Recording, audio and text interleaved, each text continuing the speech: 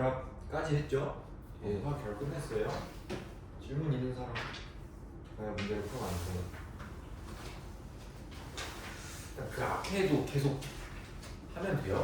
앞에 그 반응식 파트 있죠? 필러 거기랑 이제 기체 그 맨 앞에 기체 몰 파트랑 그 부분까지 다 합해서 모르는 거 있으면 질문하고 질문 받고 넘어갈 거예요. 그러니까 연휴 있잖아 너네 이번 주 주말부터 그 주말 때 거기 앞에 반응식 파트 있죠? 거기 중간은 마무리 문제랑 어려운 문제까지 있단 말이야. 거기를 풀어보세요. 연휴 동안. 네. 또 이제 내신 들어가서 풀어도 되는데 거기는 문제는 그러니까 문제를 많이 푼다기보다는 똑같은 문제 여러 번 푸는 게 훨씬 나아. 그래서 이번에 한번 풀어보고 내신 들어가면 어려운 문제는 한 번씩 다시 풀어보고 하면 좋을 것 같아요. 1번 있나요? 없습니다. 오케이. 그럼 저희는 일단 61페이지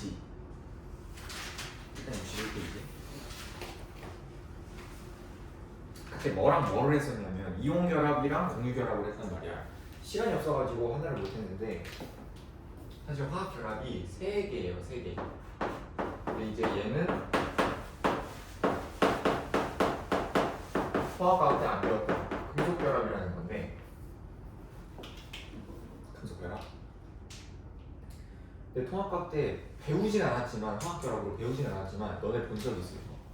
반도체 할 때. 반도체 할 때. 얘가 뭐냐면 금속 양이온과 자유전자 사이의 정전기적 인력으로 형성되는 결합이 금속결합이에요.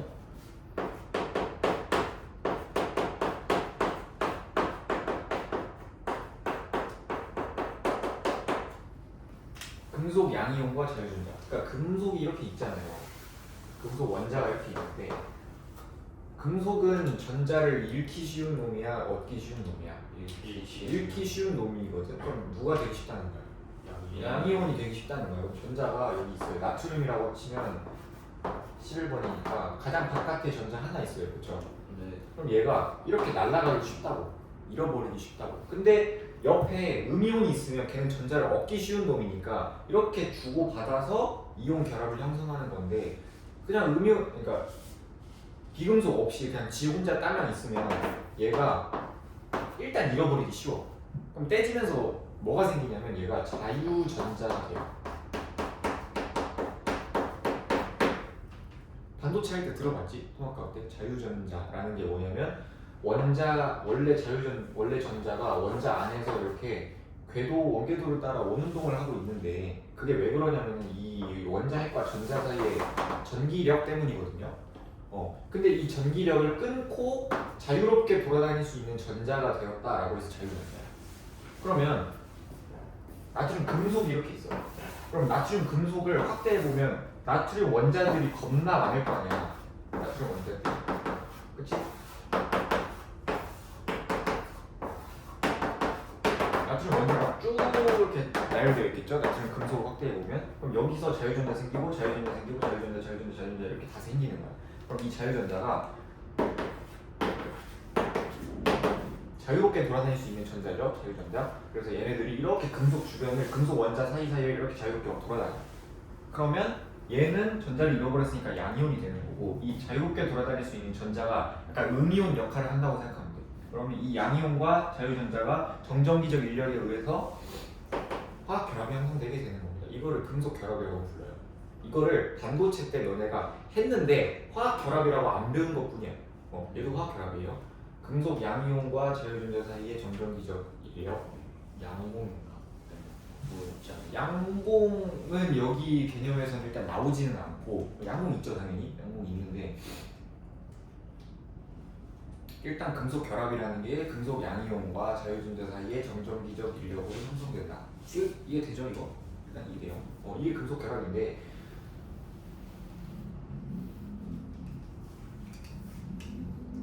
그러니까 우리가 나트륨 금속이에요 라고 하면 고체 상태 금속 나트륨 말하는 거잖아. 얘가 사실은 금속 결합을 하고 있는 거야 이미. 금속은 그 나트륨 금속이. 확대해보면 전자를 잃어가지고 양이온이 되고 자유전자가 돼가지고 이렇게 돌아다니고 있어. 확대해보면. 그래서 그냥 이게 금속 결합 물질이야. 금속 결합 물질이야. 마그네슘, 고체 상태 마그네슘. 얘도 확대해보면 금속 결합 물질이에요. 어떤 뉘앙스인지 이해되냐? 네. 그러면 얘네들은 대부분 상온에서 고체 상태로 존재하잖아요. 예. 그러니까 얘네들도 녹끓는 점이 어떤 편인가? 높은 편이에요. 얘네들. 녹끓는 점이 높은 편이라서 얘네들 고체 상태로 존재하고. 우리 화학 결합 파트에서 지금 교과서에 시험 내용이 뭐냐면 전기 전도성이거든요. 얘는 무조건 시험에 나온다 그랬어. 전기 전도성은. 얘는 우리가 앞에서 어떻게 나눠서 봤었지? 고체 상태랑 액체 수용액 상태 이렇게 나눠서 봤었거든요. 고체 상태랑 액체 수용액 상태. 얘네들은 전부 다 통합니다. 고체 상태에서도 통하고 액체 수용액 상태에서도 통해. 금속 결합의 지금 특징들을 쓸 건데 이 특징들은 전부 다 자유전자 때문에 나타나는 특징이야. 이온 결합 물질, 고체 상태에서 전기 전도성 없죠. 왜 그러냐면 양이온과 음이온이 움직일 수 있어야 되는데 고체 상태일 때는 얘네들이 단단하게 고정되어 있으니까 결합이. 그래서 이온들이 못 움직여서 전기가 안 통한다 이랬었거든. 근데 전기 전도성, 금속 결합의 전기 전도성은 자유전자가 존재하고 있으니까 얘네들이 고체 상태든 액체 상태든 수용액 상태든 상관없이 얘네들이 자유롭게 이렇게 돌아다닐 수가 있다고. 그럼 얘네들은 상태에 관계없이 그냥 전기가 통하는 거야. 그래서 보통 금속을 우리가 뭐라 그래요? 도체 이렇게 부르지. 전기가 잘 통하는 도체. 그래서 얘는 고체 상태에서도 전기 전도성이 있고 액체 수용액 상태에서도 전기 전도성이 있다. 그 다음에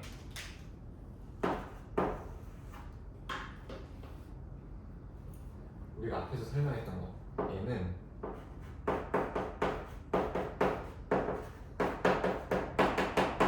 뽑힘성과 표준성이 있어요.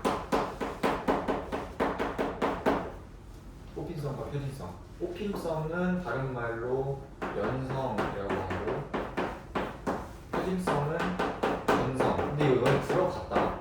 통합과학 때 금속의 특징 하면서. 근데 어제 제가 금속의 특징 정리해주면서 이걸 쓰진 않았어요. 여기서 나옵니다. 뽑힘성과 편입성. 이온 결합 물질은 그때 설명했지만 힘을 땅 하고 가면 이온층이 밀리면서 그냥 부서진다 그랬잖아. 그러니까 약간 그거야. 연필 끊는 거 그런 느낌인데. 숟가락. 근데 금속 같은 경우는 한마디로 말하면 숟가락이잖아. 숟가락을 이렇게 힘 준다 해서 안 끊어지죠. 휘잖아. 그게 뽑힘성과 편입성이라고. 왜 그러냐면은 얘네들은 이온층이 바뀌어도 자유전자가 계속 움직이면서 결합을 유지해준다. 자유전자가 결합을 유지해. 그러니까 여기에 망치 같은 거는 띵 하고 쳐서 이온층이 밀려도 자유전자가 이렇게 이동하면서 정전기적 인력을 유지해주고 있으니까 부서지지 않는 거예요. 그러니까 휘는 거야. 이해되니? 네. 그렇지. 그다음에 그러니까 얘가 금속 결합이 그냥 뭐라 그랬어요? 금속이라 그랬지. 그냥 한마디로 금속이니까 금속의 특징을 여기 다 쓰는 거야. 그냥 금속의 특징. 또 뭐가 있었어요? 금속은 열과 전기 전도성이 좋다. 왜냐면 전기 전도성 여기 썼고 열 전도성도 좋다. 열 전도성. 왜냐면 자유전자가 지금 이 특징들은 전부 다 자유전자 때문에 일어나는 거예요. 무조건 다 자유전자야. 자유전자. 얘 때문에. 자유전자가 열을 주면 열을 얘도 받을 거 아니야. 이 자유전자가 계속 움직이면서 열을 주변으로 계속 전달해 준다고 생각하면 지금 자유롭게 전자가 움직일 수 있는 자유전자가 있기 때문에 이런 특징들이 벌어진다라고 생각하면 돼요.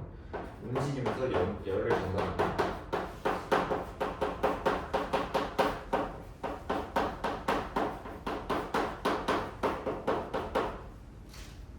그 다음에 이거는 이제 뭐 은백색 광택을 띈다. 금속들이 보통 이제 광택을 띈다라고 하잖아요. 특징들에.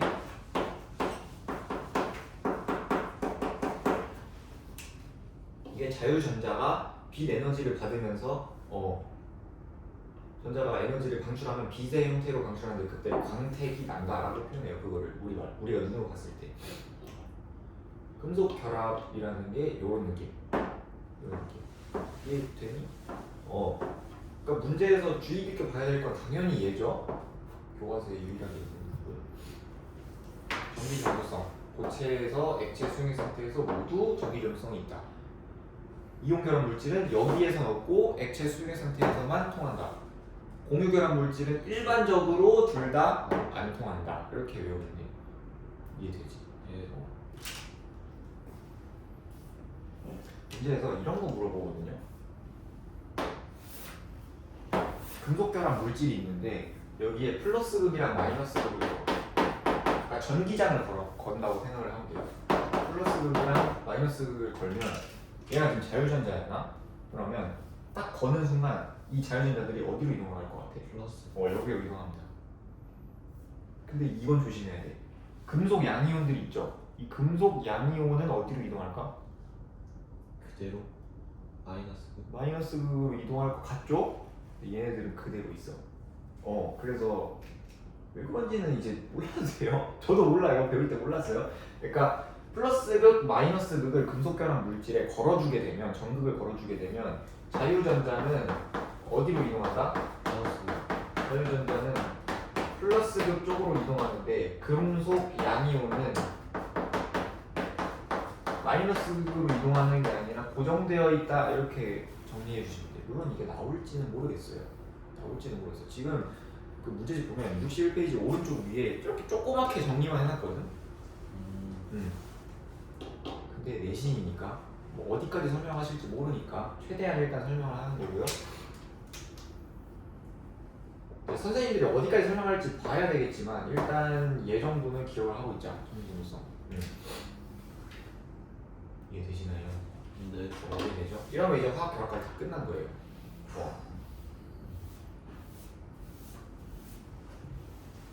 화학 결합 끝났고 저희는 극성 넘어갑시다. 페이지. 극성.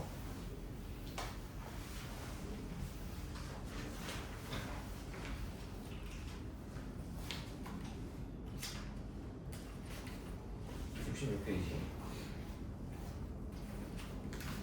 극성, 뭐 새로 보는 단어죠.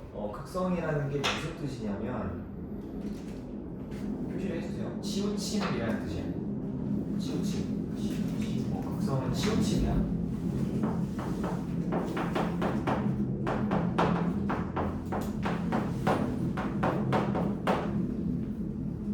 극성은 치우침이에요. 우리가 지금부터 이 뒤에 2단원 끝날 때까지 지금 여기 극성부터 뒤에 끝날 때 분자의 구조 나오거든요. 거기까지 우리는 무엇을 보는 거냐면 공유 결합 물질을 보는 거야. 이온 결합, 금속 결합 보는 게 아니라 우리 지금 뭐만 본다고? 공유 결합 물질만 볼 거예요. 공유 결합. 공유 결합만 가지고 얘기해 지금.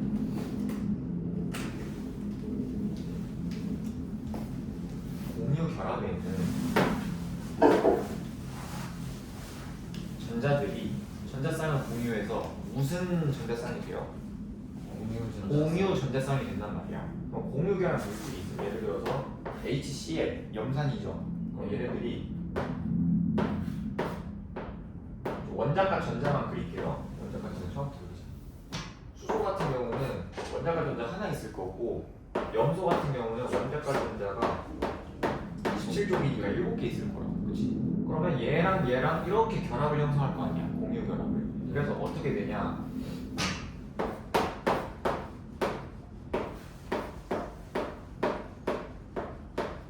이렇게 공유 결합이 되겠죠? 얘가 지금 뭐라고? 공유 전자쌍이에요. 그 다음에 그때 설명했었는데 여기에 있는 원래 염소에 있는 결합에 참여 안 하는 전자들을 뭐라고 했었죠? 비공유 전자쌍. 비공유 전자쌍. 비공유인 건 알겠는데 전자쌍인가요? 네, 쌍이라고 얘기했습니다. 전자쌍. 그래서 공유 결합에는 공유 전자쌍이라는 게 있고 비공유 전자쌍이라는 게 있다고 했어, 맞지? 네. 근데 이 공유 결합에서 공유 전자쌍을 봤을 때 공유 전자쌍이 치우친다는 거예요. 뭔 소릴까? 개념을 하나 알아야 되는데요. 여기 전기 음성도라는 개념이 나와요. 전기 음성도.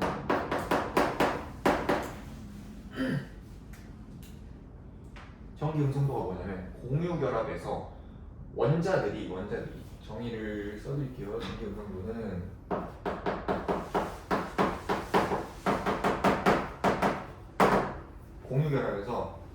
공유 결합에 참여하고 있는 원자들이 있을 거 아니에요. 그 원자들이 공유 전자쌍을 잡아당기는 상대적인 힘의 세기를 말합니다. 상대적인 힘의 세기.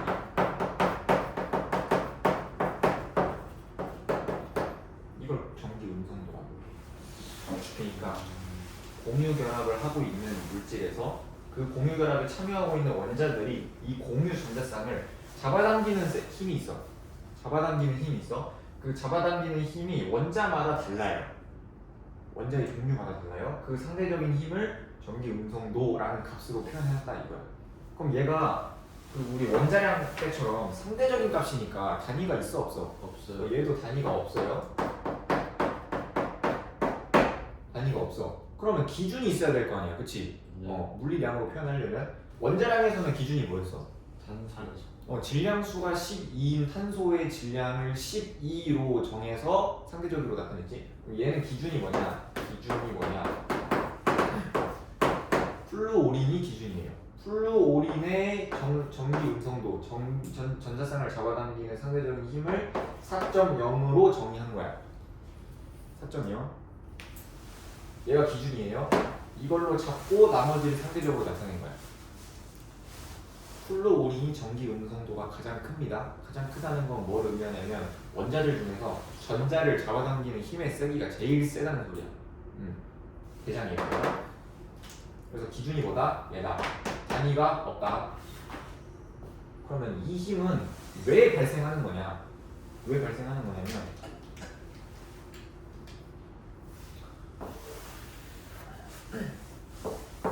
원자에는 원자 핵이라는 게 있죠. 그 다음에 전자가 돌아다니고 있는데 이 원자와 원자가 전자들 하나씩 공유해가지고 공유 전자쌍 형성할 거 아니야, 그치? 근데 이 안에 있는 원자핵하고 여기 있는 전자쌍하고 인력, 그러니까 전기력이 생기겠죠? 네. 정전기적 인력이 생기겠죠? 그 정전기적 인력 때문에 잡아당기는 힘의 세기가 생깁니다. 그렇게 이해하기 어려운 내용 아닙니다. 지금 여기 원자핵은 플러스 전하를 띄고 있잖아, 그치? 근데 여기 공유 전자쌍에 있는 전자들은 마이너스 전하를 띄는 거예요. 그러니까 당연히 얘랑 얘 사이 또는 이제 여기 있는 원자랑 플러스 전하 띄겠지. 얘랑 얘 사이 또는 얘랑 얘 사이에 인력이 작용할 수밖에 없는 거야, 그치? 플러스랑 마이너스는 친하니까. 근데 원자 번호, 지금 원자들마다 원자 번호가 뭐로 인해서 결정이 된다고? 양성자 수로 결정이 된다고? 처음에 모질리가 주기율표 할 때 원자 번호를 양성자 수로 정했다고요? 그쵸? 네. 그러니까 수소는 양성자 수가 1개야, 원자 핵에. 헬륨은 원자 핵의 양성자 수가 2개야. 리튬은 3개, 헬륨 4개 이렇게 될 거 아니야. 그러면 양성자의 개수가 많으면 많을수록 그 원자 핵의 플러스 전하량이 세지는 거지. 그러니까 한마디로 심플하게 플러스의 힘이 세지는 거지. 네. 그럼 마이너스를 잡아당기는 힘 자체도 세죠. 세질 수밖에 없는 거야. 이거 이해돼요? 그러니까 원자의 종류마다 양성자 수가 다르기 때문에 전자쌍을 잡아당기는 힘의 세기가 다른 거라고요. 이해되나? 플루오린이 가장 세요. 왜? 일단 봐봐. 플러스 2 플러스 3 플러스 지금 수소는 핵 전하량 이걸 우리가 이제 그러니까 원자 핵의 플러스 전하량의 값을 우리는 앞으로 네 글자로 뭐라고 부를 거냐면 핵 전하량이라고 불러. 핵 전하량. 그러니까 원자 핵의 세기, 힘의 세기라고 생각하면 돼. 플러스 힘의 세기. 이거를 네 글자로 핵 전하량이라고 부를 건데 핵 전하량이 원자 번호가 크면 클수록 일단 커지는 거 맞지? 왜냐면 원자 번호가 커지면 커질수록 양성자의 개수가 많아지는 거잖아. 네. 원자 핵에. 그러니까 원자 번호가 커질수록 양성자 수도 어떻게 돼? 맞아요. 많아져. 양성자 수도 많아져. 그러면 핵 전하량도 커지게 되는 거지. 네. 그럼 전기 운동도라는 건 여기 안에 있는 원자 핵의 핵 전하량 때문에 여기 있는 공유 전자쌍을 잡아당기는 힘이 생기는 거라고. 그렇지?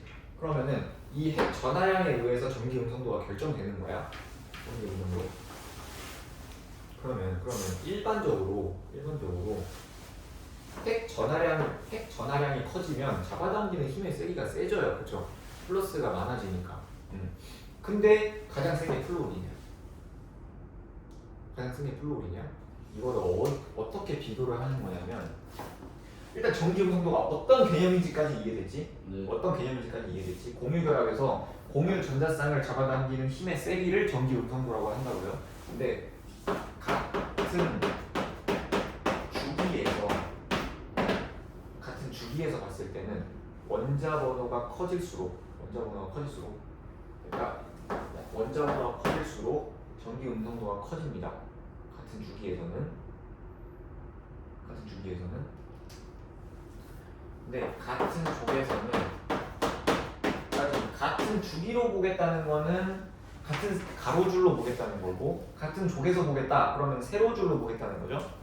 같은 주기에서는 원자 번호가 커질수록 주기율표의 오른쪽으로 갈수록 커져 전기 음성도가. 같은 족에서는 원자 번호가 커질수록, 그러니까 아래로 갈수록 전기 음성도가 작아집니다. 이유가 왜 그러냐면 같은 주기에서는 원자 번호가 커질수록 뭐가 커져요? 핵 전하량. 핵 전하량이 커지거든. 핵 전하량이 커지기 때문에 전자를 잡아당기는 힘의 세기가 어떻게 되는 거야? 커져요. 힘의 세기가 커지는 거야. 근데 얘 봐봐. 같은 족에서도 원자 번호가 커질수록 핵 전하량이 세지는 건 맞지? 네. 핵 전하량이 세지는 건 맞아. 핵 전하량이 커지는 건 맞는데 같은 족이면 원자 번호가 커질수록 주기가 하나씩 늘어난다는 거잖아. 네. 그럼 주기랑 같은 말이 뭐였어? 전자 껍질 수가 많아진다는 거죠. 원자 번호가 커질수록. 전자 껍질 수가 많아지니까 이 공유 전자쌍과 원자핵 사이의 거리가 어떻게 돼? 멀어져. 점점 멀어져. 그 거리가 멀어지니까 결과적으로 봤을 때는 작아지는 거야. 전기 음성도가. 당연히 플러스랑 마이너스도 좀 가까워야 인력이 작용할 거 아니야. 그렇지? 거리도 영향을 미칩니다. 그 인력에. 그래서 전자 껍질 수가 많아지기 때문에 그래서 힘이 약해진다. 이렇게 정리해 주시면 돼요. 같은 주기일 때는 전자 껍질 수가 똑같기 때문에 그냥 핵 전하량이 크면 클수록 전자를 잡아당기는 힘이 세기가 큰 거야.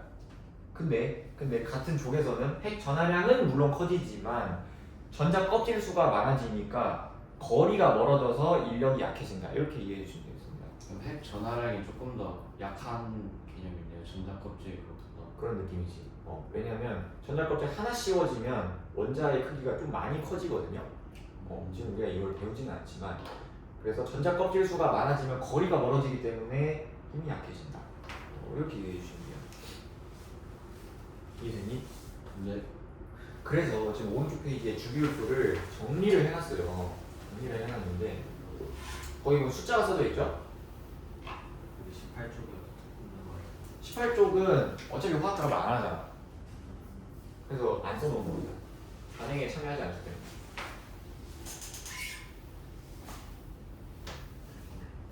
거기 있는 숫자들은 무조건 다 외워주셔야 돼요. 무조건. 67쪽이요? 네. 1번부터 20번까지. 근데 뭐 이제 칼륨이랑 칼슘 같은 경우는 잘 안 나와요. 사주기는 잘 안 나오는데 일단 웬만하면 다 외우고 있는 게 나아. 근데 얘네들은 무조건 외워야 돼. 수소, 그다음에 탄소, 질소, 산소, 플루오린, 그다음에 황, 염소. 얘네들은 문제에 가장 잘 나오기 때문에. 왜냐면 비금속이지 공유 결합 형성할 거 아니야. 그러니까 공유결합 물질에서 얘네들은 가장 많이 등장하기 때문에 얘네들 전기 음성도는 그냥 외우고 있어야 돼요. 전기 음성도는 외우고 있어야 돼. 지금 수소가 2.2 이렇게 나와 있고 갑자기 교과서 바뀌어가지고 저 때는 수소가 2.1, 산소가 2.5, 3.0, 3.5, 4.0 여기가 2.5, 3.0 이렇게 돼 있었는데 지금 다 바뀌었어 숫자가. 저도 방금 보고 깜짝 놀랐어요. 얘가 2.2인데 지금 중소 산소가 2.6이고 얘가 3.5, 3.4, 4.0 얘가 2.6, 3.2 이렇게 되거든. 근데 지금 봐봐. 같은 주기에서 봐봐. 2주기에서 봐봐. 2주기 얘네들이 2주기지. 네. 2주기에서 봐봐. 주기율표의 오른쪽으로 갈수록 전기 음성도가 커져야 작아져요? 커져. 그게 왜 그런다고? 그 주기 원자 핵전화량이 커져. 원자 번호가 커질수록 양성자의 개수가 증가하니까 핵 전하량의 세기가 세져서 전자를 잡아당기는 힘의 세기가 세진 거라고. 그래서 같은 주기에서는 증가한다. 전기 음성도가. 그 다음에 같은 족에서 봐봐. 지금 플루오린이랑 염소 봐봐요. 작아지지. 산소랑 황 작아지죠. 왜 작아진다고? 전자 껍질이 생겨서 전자 껍질이 많아지니까 이제 공유결합 형성할 때 거리가 멀어서 잡아당기는 힘이 약해지는 거고요. 그게 다 거기 적용돼 있어요. 근데 웬만하면 다 외우는 게 나아. 근데 얘네는 무조건 외워줘야 돼. 무조건.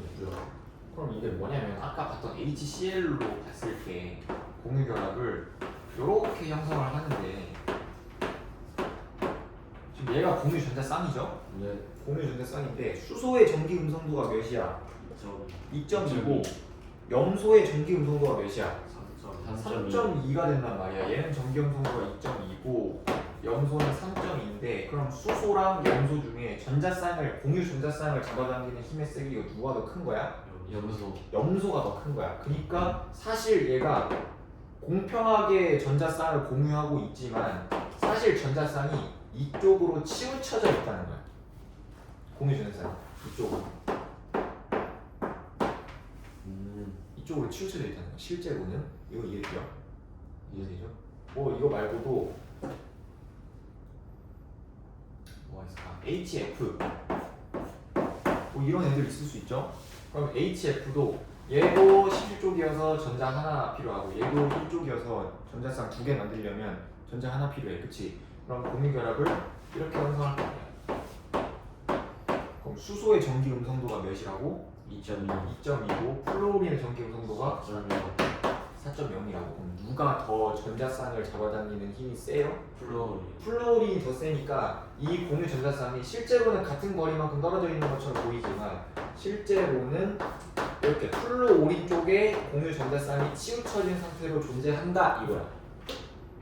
이게 극성, 치우침, 치우쳐져 있다고? 이걸 극성이라고 부르는 거예요. 이해되냐? 네. 이해되죠?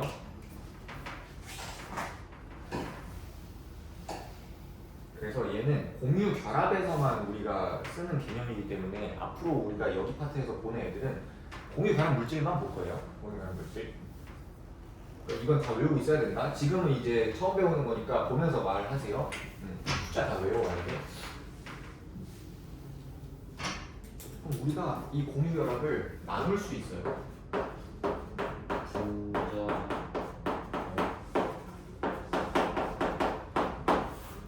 어떻게 나눌 수 있냐? 극성이라는 걸 치우침이라고 했죠? 이 극성이 나타나는 극성 공유 결합으로 볼 수 있고, 그 다음에 극성이 안 나타나는 비극성, 무극성 공유 결합으로 볼 수 있습니다.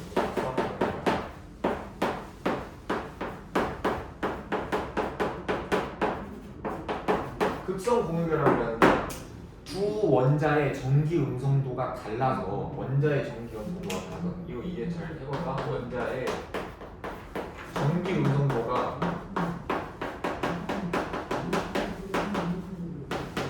달라가지고 전자를 잡아당기는 힘의 세기가 다르니까 한쪽이 전자를 가져가는 상황이 되는 거야. 그치? 근데 이게 완전히 넘어간다가 아니에요. 그냥 내가 살짝 더 가지고 있는 거지. 유지가 돼요? 응? 살짝만 있으니까 유지되는 거예요. 그래서 공유 결합 자체는 유지되는데 전기 음성도가 같지 않으니까 전자쌍을 공평하게 가지는 게 아니라 약간 더 자기 쪽으로 끌고 오는 그런 느낌이에요. 이해되지? 네. 그러니까 원자의 전기 음성도가 다르면 극성 공유 결합을 한다. 극성 공유 너 돌리냐? 왜 졸고 있어?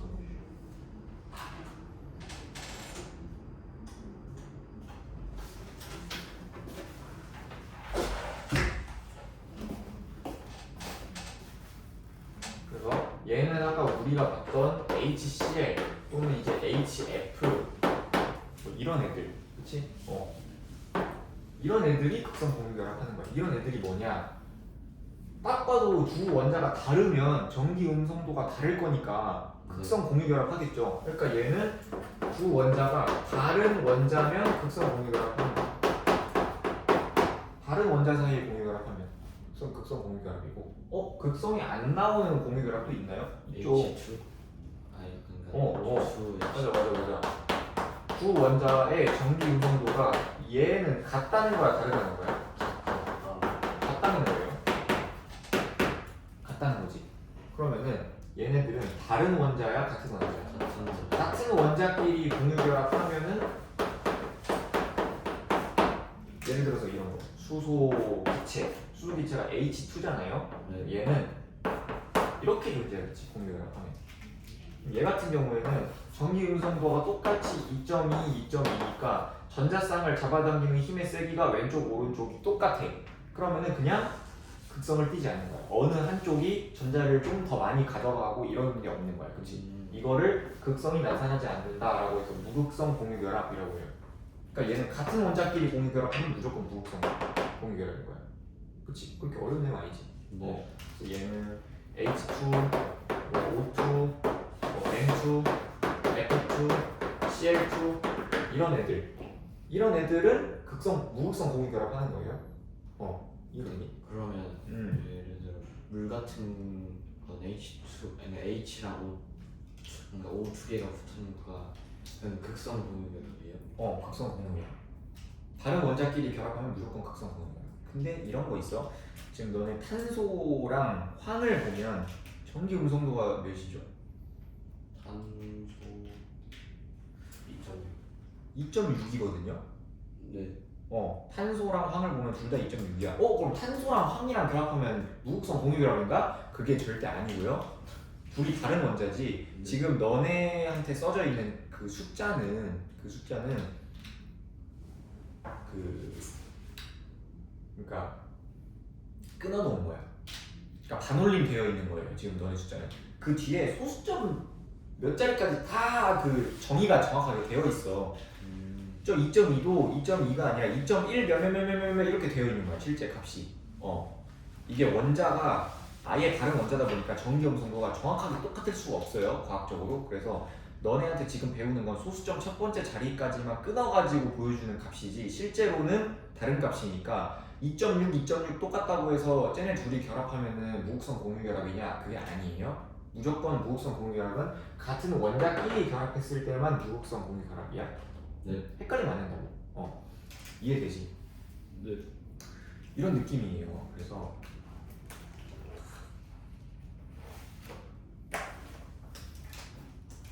공유결합은 극성 공유결합이랑 무극성 공유결합으로 나뉜다. 지금 우리가 그 원자 두 개끼리만, 그러니까 두 원자 사이의 공유결합만 말했는데 그 여러 개 결합한 것도 똑같아요. 아까 말했던 H2O 같은 경우도 야 이렇게 생겼잖아. 그렇지? 그럼 여기는 무슨 공유결합이겠어? 극성 공유결합이고 여기도 무슨 공유결합? 극성 공유결합인 거예요. 그렇죠? 예를 들어서 이런 게 있어. C2H2 이건 이제 뒤에 가서 많이 볼 건데 일단 결합만 먼저 봐봐봐. 삼중결합이고 단일결합이에요. 그러면 이 결합은 무슨 공유결합이야? 무극성 공유결합이고 여기는 극성 공유결합. 여기는 극성 공유결합. 어떻게 판단하는지 이해됐죠? 극성 공유결합. 그러면 오존 O3 같은 거는 무극성. 그것도 무극성 공유결합. 근데 이렇게 극성이랑 무극성을 나눠가지고 보는 이유가 뭐냐? 극성 공유결합은 지금 지금 전자가 HCl 같은 경우는 이쪽으로 CL 쪽으로 전자가 치우쳐져 있죠. 공유 전자 쌍이 치우쳐져 있어요. CL 쪽으로 왔어. 그러면 어떻게 되냐면 전자가 CL 쪽으로 조금 붙었잖아. 네. 조금 붙었잖아. 원래 얘를 분자식으로 쓰면 HCl인데 이 잘 해봐. 수소 입장에서는 공유 전자쌍을 약간 뺏겼으니까 아예 넘어간 게 아니에요. 약간 뺏겼으니까 약간 무슨 이온이 될 것 같아? 약간 플러스 양이요. 약간 양이온 느낌이 될 것 같죠. 그래서 네. 이거를 아예 양이온이 되는 건 아니야. 공유 결합을 하고 있으니까 아예 양이온이 되는 건 아닌데 전자를 약간 빼앗겨서 얘를 부분적인 양전하를 띈다고 얘기합니다. 수소 쪽이. 그러니까 완전 양전하가 된다는 게 아니라 부분적인 양전하를 띄는 거야. 부분적인 양전하. 그 다음에 염소 쪽은 공유 전자쌍을 자기 쪽으로 조금 더 끌어왔잖아요. 안전. 부분적인 음전. 그러면 얘는 부분적인 음전하를 띄는 거야. 부분적인 음전하. 그러니까 HCl이라는 그 물질이 있을 거 아니야. HCl이라는 물질이 있을 거 아니야. 그 물질에서 염소 원자가 있는 쪽은 부분적인 음전하를 띈다는 거야. 부분적인 음전하. 그 다음에 수소가 있는 쪽은 부분적인 양전하를 띈다는 거야. 그냥 이렇게 되는 거예요. 근데 궁금한 게 있는데 저기서 끌고 그러니까 저거 H 수소는 약간 그냥 뺏긴다고 해서 약간 그 전자를 뺏기는 느낌이니까 플러스가 되는 건데 CL은 애초에 가지고 오는 건데 그러면 안전해지는 라고 봐야 되는 게 조금 더 맞지 않아요? 안정해진다고 보는 거 맞는데 네. 그러니까 지금 CL 마이너스가 우리가 보는 안정한 상태잖아. CL이 안정한 상태가 아니야. 얘가 안정한 상태죠. 전자 8개 채운 거. 그래서 얘가 지금은 이제 안정한 거 불안정한 거 이거랑은 좀 관련이 없고 전자쌍을 얘는 살짝 자기 쪽으로 끌고 왔으니까 부분적인 음전하를 띄는 거예요. 부분적인 음전하. 지금 이온 결합이랑 달라. 이온 결합은 아예 전자가 넘어가서 아예 양전하, 아예 음전하를 띄게 되는 건데 얘는 공유 결합을 한 상태에서 자기 쪽으로 살짝 끌고만 온 거라서 얘는 부분적인 음전하, 델타라고 쓰거든요. 델타 마이너스. 얘는 델타 플러스. 그러니까 HCl이라는 물질 하나 그 분자 물질 안에서 이 오른쪽은 약간 음전하를 띠는 성질이 나타난다는 거고 여기 왼쪽은 약간 플러스를 띠는 성질이 나타난다는 거야. 이해돼? 네. 그러니까 이 뒤에 좀 팁하게 봐봐. 얘가 그러니까 이 물질 하나 안쪽에서 그러니까 얘 전체적으로 봤을 땐 지금 뭐야? 중성이죠. 네. 전체적으로 봤을 때는 지금 전하를 안 띄어. 근데 이 원자의 오른쪽은 약간 음전하를 띄고 있어. 약간 음전하. 전체적으로 봤을 땐 지금 중성이야. 근데 여기 분자 안에서 약간 오른쪽 봤을 때 음전하를 띄고 있어. 여기는 약간 왼쪽은 약간 양전하를 띄고 있는 거야. 부분적인. 그래서 실제로 플러스 극을 갖다 대잖아요. 여기다가 플러스 전하를 갖다 대잖아. 그러면 이 CL 쪽이 대가리를 내밀고 있어. 전체적으로 봤을 땐 중성인데 이런 특징이 나타난다는 거야. 이온 결합이 아님에도 불구하고 약간 어떤 느낌인지 이해돼요? 네. 부분적인 양전하, 부분적인 음전하. 이 부분적인 양전하, 부분적인 음전하를 우리가 뭐라고 하냐면 극이 양쪽 방향으로 나뉘어졌다 해서 쌍극자라고 합니다. 쌍극자.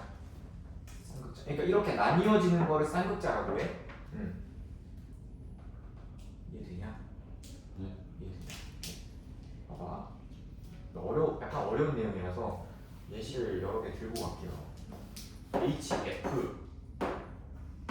그러면 우리가 전기 음성도로 봤을 때 플로오린이 전기 음성도가 더 크잖아, 그렇지? 네. 그럼 공유 전자쌍이 누구랑 가까이 있을 거라고? 플로우. 플로오린이랑 가까이 있을 거라고? 그럼 얘 입장에서는 전자쌍을 약간 자기 쪽으로 갖고 왔으니까 이 플로오린이 있는 쪽은 부분적인 음전하를 띠게 되는 거고 수소가 있는 왼쪽은 부분적인 양전하를 띠고 있는 거야. 이 델타 값은요 당연히 같은 값이어야 됩니다. 왜냐면 얘가 약간 가져간 만큼 약간 뺏기는 거니까 이 값은 항상 똑같아야 돼. 네. 똑같아야 돼. 그래서 이렇게 극이 양쪽으로 나뉘어지는 걸 우리가 뭐라고 한다고? 쌍극자라고 한다고요. 쌍극자. 쌍극자를 어떻게 표시하냐면 부분적인 쌍극자가 나타나면 부분적인 양전하를 띠는 부분과 부분적인 음전하를 띠는 부분으로 무조건 나뉠 거란 말이야, 그치? 그러면 부분적인 양전하를 띠는 곳에서 이렇게 화살표 하는 거야. 그러니까 표기 방법이야. 이렇게 되어 있으면 아 여기는 부분적인 양전하, 이쪽은 부분적인 음전하, 전자가 끌려가는 방향. 이렇게 표시합니다. 쌍극자를. 이해되니? 네. 그럼 얘도 어디서 어디로 가면 돼? 오른쪽 여기가 왼쪽에서 플러스 5 이렇게 이렇게 표시하면 된다는 거야. 그냥 이해됐니? 네. 이해됐지? 근데 얘 같은 경우는 전자를 끌어당기는 힘이 똑같으니까 부분적인 양전하, 부분적인 음전하를 띠는 그게 없는 거야. 얘는. 그래서 얘는 플러스 글이 여기다 갖다 대도 그대로 그냥 그대로 있어요. 얘는 반응이 없어. 근데 얘는 전체적으로 봤을 땐 중성인데 플러스 글도 갖다 대면 이온결합 물질처럼 부분적인 음전하를 띠는 부분이 대가리를 여기로 내밀고 있는다는 거야.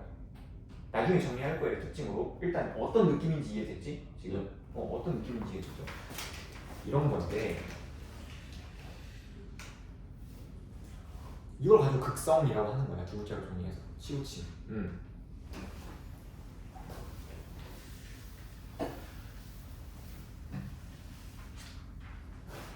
정리해드릴게요. 극성 공유결합과 무극성 공유결합이 있는데 극성 공유결합 같은 경우에는 부분적인 양전하와 부분적인 음전하로 이렇게 분리가 된다. 하나의 분자 안에서. 그거를 뭐라고 한다? 쌍극자라고 한다. 쌍극자. 근데 이제 나중에 대학 가게 되면 이 쌍극자라는 값을 물리적으로 표현하는 법을 배우거든요. 쌍극자. 그러니까 이게 지금 부분적인 양전하와 음전하가 나뉘어져 있잖아. 이 부분적인 전하량이 정확하게 수치적으로 얼마냐 이거를 계산해 할 수 있어. 그게 뭐냐면 쌍극자 모멘트예요. 쌍극자 모멘트.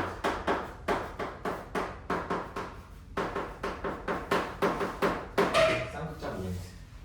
쌍극자 모멘트. 그러니까 쌍극자라는 게 있고 쌍극자 모멘트는 뭐냐면 그냥 저 쌍극자가 나타나는 거를 물리적인 값으로 나타낸 거구나.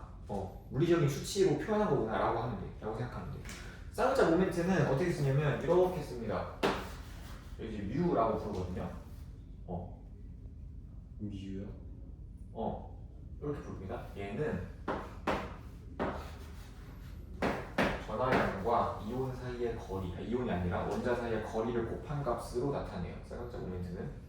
그러니까 이 Q라는 건 지금 부분적인 양전하, 부분적인 음전하로 나뉘었잖아, 그렇지? 네. 그러면 전하량을 띄긴 뛸 거라고. 아예 이온결합 물질처럼 플러스 1값, 마이너스 1값 이렇게는 못 띄겠지만 전하량이 있긴 있을 거냐, 부분적인 전하량. 그 부분적인 전하량을 말하는 거고요.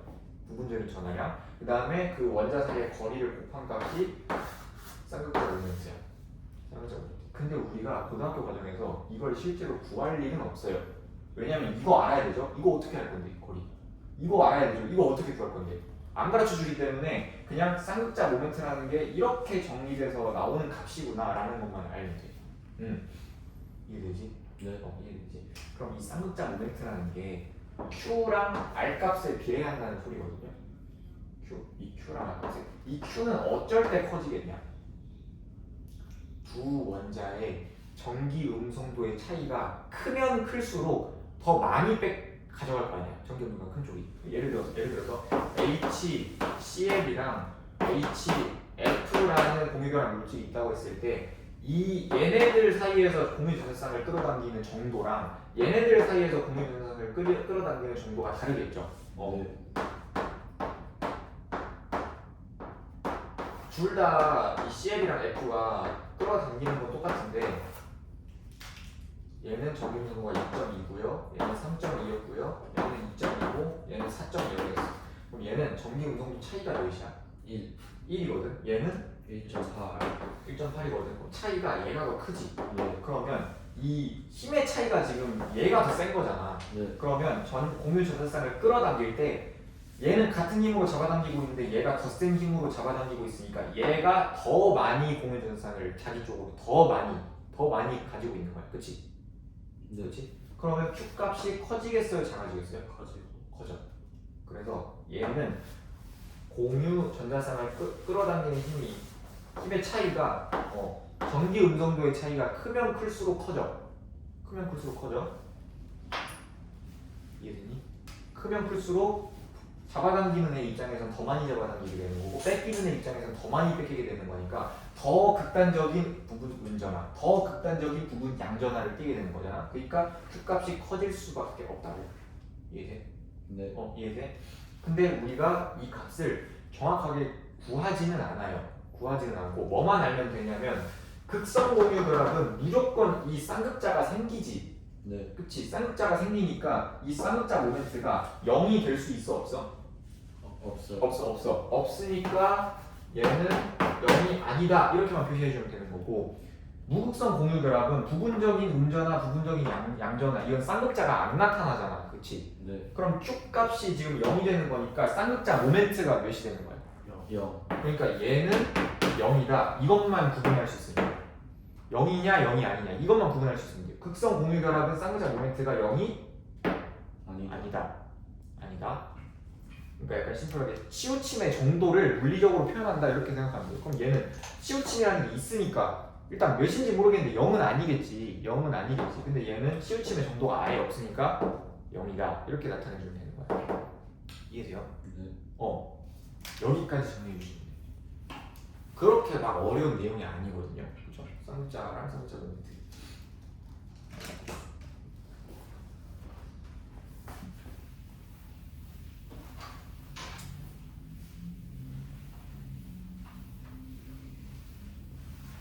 재밌는 사실 하나 알려주면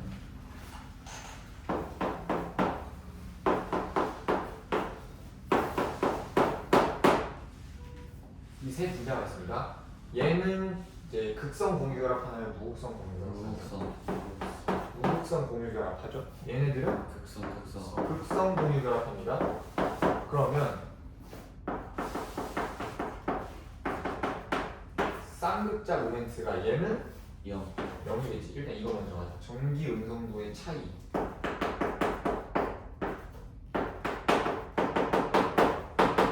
전기 음성도 차이가 얘는 몇이야? 0. 두 원자 사이에 얘는 2.25, 이 친구가 3.2, 얘가 4.0이네요. 1.8. 이렇게 되겠지.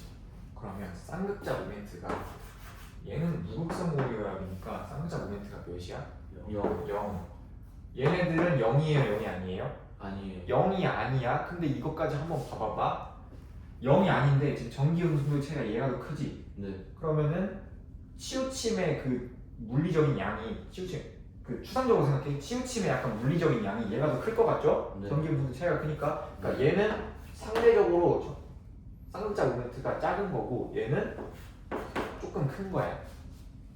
이게 돼? 이해되지? 근데 이거 봐봐. 우리가 화학결합을 다른 느낌으로 생각할 필요가 없는 게 NaF라는 물질이 있어요. NaF라는 물질이 있는데 얘가 전기 분수가 지금 1.0이었던가? 0.9네요. 0.9로 얘가 4.0이거든요. 4.0? 그럼 얘는 전기 음성도 금속도 그러니까 우리가 공유 결합만 보고 있을 뿐이지 금속도 전기 음성도가 있습니다. 모든 원자는 다 전기 음성도가 정의가 되어 있어요. 근데 생각을 해봐. 금속은 주기율표의 왼쪽에 있는 친구들이지. 그렇지? 그러면 주기율표에서 같은 주기에서는 오른쪽으로 갈수록 전기 음성도가 커졌잖아. 네. 그럼 금속은 보통 전기 음성도가 큰 애들일까 작은 애들일까? 작은 애들이야. 그러니까 전자를 잡아당기는 힘의 세기가 작다고. 그러니까 전자를 잘 잃어버리는 거야. 약간 연결돼요? 네. 개념이 지금? 그럼 얘가 0.99, 얘가 4.0이야. 전기 음성도의 차이가 몇이야? 3.1. 전기 음성 차이가 없으면 물리적인 값이 없어. 치우침에 물리적인 값이 없어. 근데 치우침이 있으면 치우침의 정도가 크면 클수록 전자를 더 많이 가져가죠. 쌍극자 모멘트로 설명하면 더 커지죠. 그러면 얘 같은 경우는 전기 음성도의 차이가 너무 큰 거야. 한쪽은 겁나 잡아당기는 힘이 약하고 한쪽은 겁나 잡아당기는 힘이 크니까 얘는 이걸 뭐라고 설명하냐면 잡아당기다가 아예 전자가 그쪽으로 넘어가 버린 거야. 너무 힘의 차이가 크니까. 그래서 얘를 우리가 이온 결합이라고 하는 거야. 다른 내용이 아니야.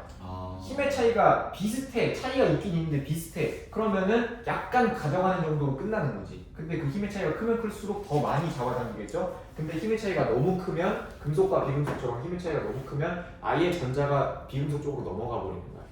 그래서 이온 결합. 그래서 이온 결합을 형성한다 이렇게 되는 거예요. 연결되냐 얘들아? 네. 되게 재밌지. 이런 느낌이야. 금속 애들이 보통 전기 금속보다 작은 애들이니까. 됐나요? 네. 됐죠. 이 정도가 극성. 근데 이제 여기 있는 문제를 풀려면 너네가 전기 음성도를 다 외우고 있어야 돼. 수치값을. 당연히 내신에서 이거 안 알려주겠죠? 전기 음성도를.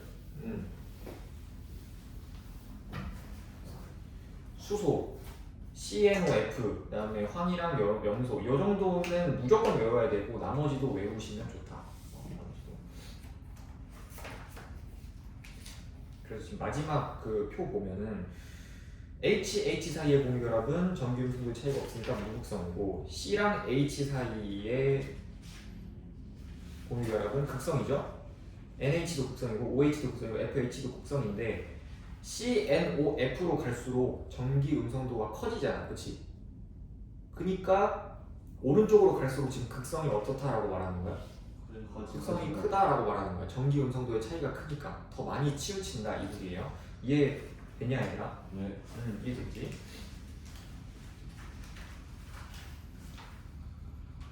그 다음에 뒤로 한번 넘어가 봅시다. 86페이지. 86페이지. 거기 내용이 뭐냐면